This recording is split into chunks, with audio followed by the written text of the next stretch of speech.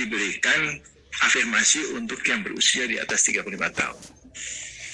Belum cukup itu, diberikan lagi afirmasi yang di atas usia 50 tahun atas permintaan Komisi 10 kepada Mendikbud.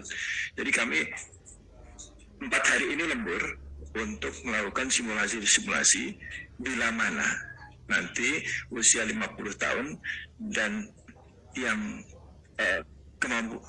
kemampuan teknis itu ditambah nilainya.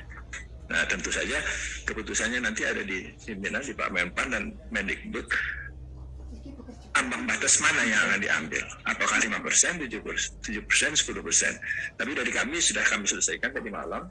Nanti mungkin besok Pak Menteri nanti akan bersama-sama dengan Pak Mendikbud untuk menyampaikan itu kepada peserta P3K melalui daring kalau besok jam 10. Jadi itu sudah dilakukan. Nah, sebetulnya undang-undang ASN maupun PP-nya berikutnya mungkin hanya 333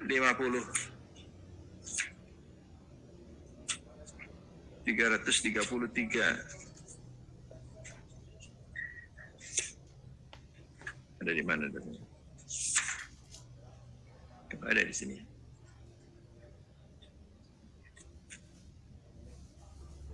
Di halaman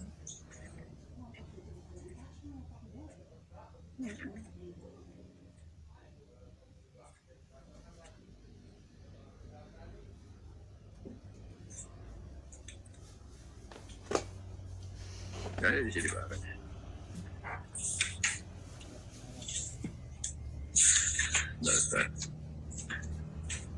Bukan di sini. Jadi dari 1 juta itu hanya 332.000 formasi yang diusulkan oleh kepala daerah. Yang mendaftar ada sekitar 590 ribuan. Ada data K2. Data. Nah, itu yang sekarang ini sedang ikut tes. Dan kemarin dimintakan afirmasi karena banyak yang tidak lulus untuk yang usia di atas 50 tahun dan yang sudah bekerja lebih dari 3 tahun itu banyak yang kompetensi teknisnya tidak mencapai passing grade. Jadi sekarang ini kita sedang melakukan exercise simulasi untuk memberikan afirmasi. Nah, mungkin besok Pak Mendikbud akan melakukan konferensi. Kadang-kadang aku suka, tapi lebih kalau kurang sih tidak apa.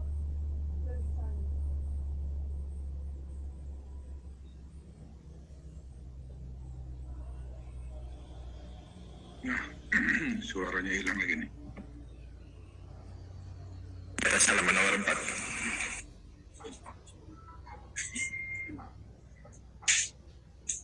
Nah, ini adalah statistik dari PNS yang ada sekarang. Jumlah PNS yang ada sekarang per 30 Juni 2021 itu 4.081.824 orang. Nah, dari jumlah itu terdapat 1.569.636 orang yang jabatannya adalah tenaga administrasi. Hal yang tidak perlu orang berbeda itu kan perintah undang-undang, perintah konstitusi bahwa 5 tahun 1 kali tetap saja siapapun dia akan berbeda. Saya dan Pak Menteri mungkin kalau sudah berada dalam satu wilayah tertentu, misalnya di Maluku Utara, ya Pak Menteri punya pilihan lain, saya punya pilihan lain. Ini Sumani menanyakan nomor tesnya dari dinas, tidak. Nomor tesnya itu dari sistem. Jadi ini semuanya sudah dilakukan dengan sistem, sehingga pendaftarannya dilakukan dengan sistem, nanti seleksi administrasinya juga dinilai berdasarkan sistem, nomor pesertanya dari sistem. Jadi tidak ada sebetulnya yang dilakukan secara manual. Jadi kalau itu terjadi mungkin itu ada upaya-upaya orang tertentu yang ingin mengganggu sistem. Yang lain untuk guru swasta.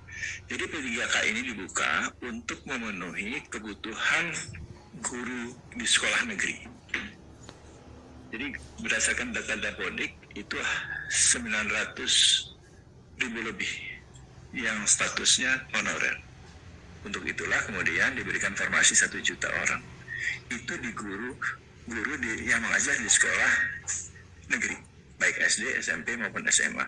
Jadi kami belum melihat atau memiliki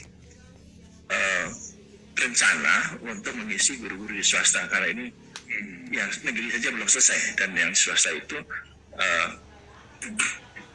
menjadi tanggung jawab yayasan atau pemilik dari sekolah itu.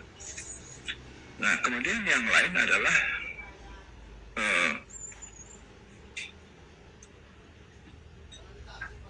Pak Sultan tadi mengatakan rekrutmen di daerah. Saya ingin menyampaikan dulu, Pak Sultan, saya pernah ke istananya disuguhi kopi Ternate yang luar biasa enaknya. Kopi rempah Ternate, Pak Menteri. Nah, gubernurnya Sultan Kaput ya, itu dalam tempo 1 tahun 3.000 program kerja provinsi DIY jadi 800. Jadi kalau semua bisa memangkas kan bagus. Di kita kan enggak. Ada tanggapan dari Pak Bima atau Pak Menteri? Ada masukan tadi dari yang terhormat anggota DPD ya, untuk mencari solusi. Mungkin Ibu Jerica tadi ya menyampaikan, Pak, saya kira tambahannya untuk mencari solusi bersama. Mengakomodir apa tenaga kerja Ya, itu, dan mencari solusi terhadap proses pengadaan ASN bagi tenaga honorer K2 yang memenuhi persyaratan. Ada tambahan?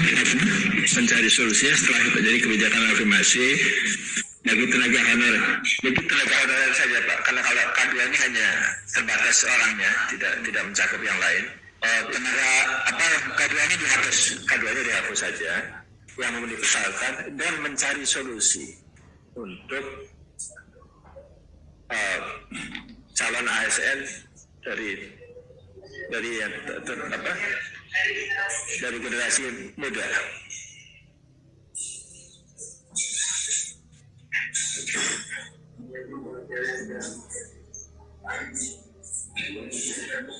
Kenapa? Maksudnya itu masa itu kan keterbatasan, jadi honorer itu jadi all in keseluruhan. Jadi ini all in keseluruhan ya Pak Bima ya. Iya. Jadi kalau cuman K2 kan terbatas, cuman K2-nya. Iya, K2-nya saja. Jadi kita mencakup keseluruhan all in-nya. Iya. Ya, bagaimana Bapak Ibu? Karena yang guru ini, Ya Pak Jaras, ada mohon hormat Pak Kepala BKN, sepertinya lebih bagus seperti yang tadi Pak, untuk yang solusi terhadap tenaga honorer ini. Jadi ditaruh di atas, Badan Komite 1 DPD RI mendorong pemerintah melalui Kementerian PAN, RBRI, dan Badan Kepegawaian Negara untuk memberikan solusi. 22.000 formasi yang diusulkan oleh kepala daerah. Yang mendaftar ada sekitar 590 ribuan. Ada data K2. Data. Nah, itu yang sekarang ini sedang ikut tes. Dan kemarin dimintakan afirmasi karena banyak yang tidak lulus untuk yang usia di atas 50 tahun dan yang sudah bekerja lebih dari 3 tahun itu banyak yang kompetensi teknisnya tidak mencapai passing grade. Jadi sekarang ini kita sedang melakukan exercise simulasi untuk memberikan afirmasi Nah, mungkin besok Pak Mendikbud akan melakukan konferensi.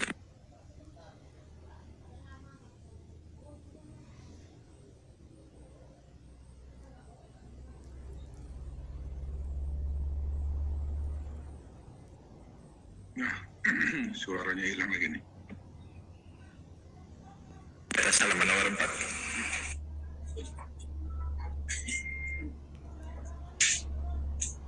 Nah, ini adalah statistik dari PNS yang ada sekarang. Jumlah PNS yang ada sekarang per 30 Juni 2021 itu 4.081.824 orang. Nah, dari jumlah itu terdapat 1.569.636 orang yang jabatannya adalah tenaga administrasi. Jadi dari 4 juta itu 1,5 juta adalah tenaga administrasi. Nah, ini jumlah tenaga administrasi yang sangat besar. Tenaga JF pelaksana, tenaga pelaksana itu adalah tenaga administrasi. 38% dari total PNS itu adalah tenaga administrasi. Dan guru dari 4,8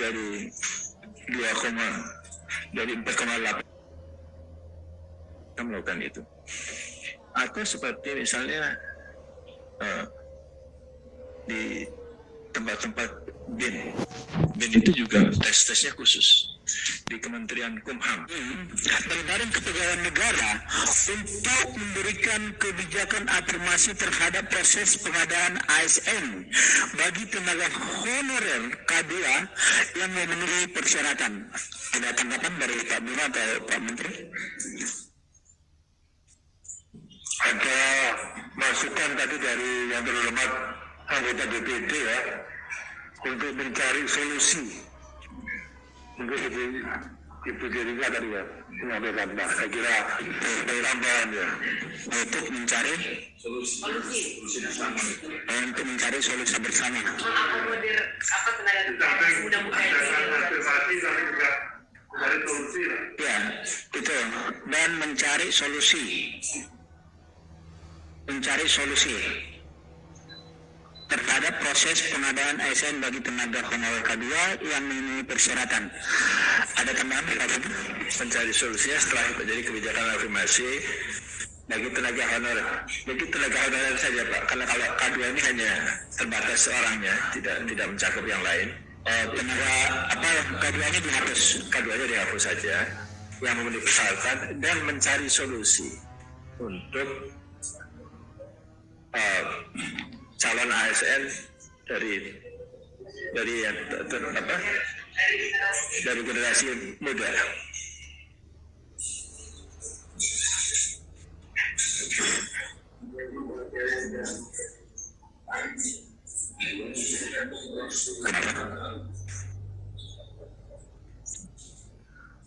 Maksudnya itu kenapa itu kan keterbatasan. Jadi honorer itu keseluruhan. Jadi all in keseluruhan. Jadi ini all in keseluruhan ya Pak Bima ya. Iya. Jadi kalau cuman K2 kan terbatas, cuman K2-nya. Iya, K2-nya saja. Jadi kita mencakup keseluruhan all in-nya. Iya. Ya, bagaimana Bapak Ibu? Karena yang guru ini, Ya Pak Jaras, ada Mohon hormat Pak Kepala BKN, sepertinya lebih bagus seperti yang tadi Pak, untuk yang solusi terhadap tenaga honorer ini. Jadi ditaruh di atas, Badan Komite 1 DPD RI mendorong pemerintah melalui Kementerian PAN, RBRI, dan Badan Kepegawaian Negara untuk memberikan solusi terhadap ini. Kemudian yang tadi, yang pertama tadi, sebelum ini mencari solusi tenaga honorer di belakang. Sepertinya ini Pak Bima, mohon maaf, kalimatnya jadi seperti nggak nyambung ya. Tapi kalau ditaruh di tengah itu, sepertinya dia menjadi satu kesatuan gitu. Terima kasih.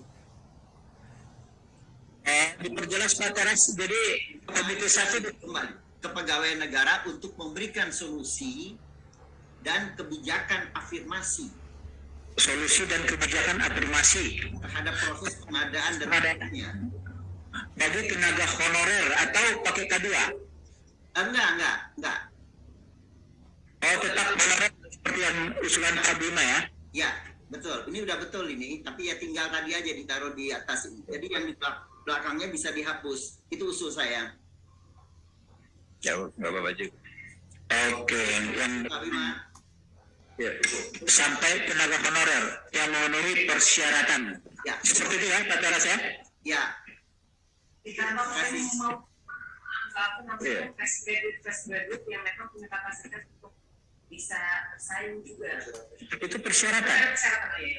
Kan ada sesuai persyaratan ya, Bu Jaliga. Tapi itu dari tenaga honorer. Tapi yang dari jadi ini hanya ini baru tenaga honorer, yang belum yang generasi muda yang akan masuk ke ASN. Oleh Oh, Ketua. yang dari passing grade-nya untuk ada yang muda-muda maksudnya di setiap daerah. Memang sudah tugas kita. secara global dan melihat dapat tidak hanya dari honorer, tapi kita harus menggunakan segala desain kemampuan. Atau dalam tengahnya mungkin memenuhi persyaratan dan kebutuhan di masa depan. Jadi itu termasuk juga. Memenuhi persyaratan dan kebutuhan di masa depan. Ya. Ketua, boleh saya tambahkan? Ya, Pak Abraham.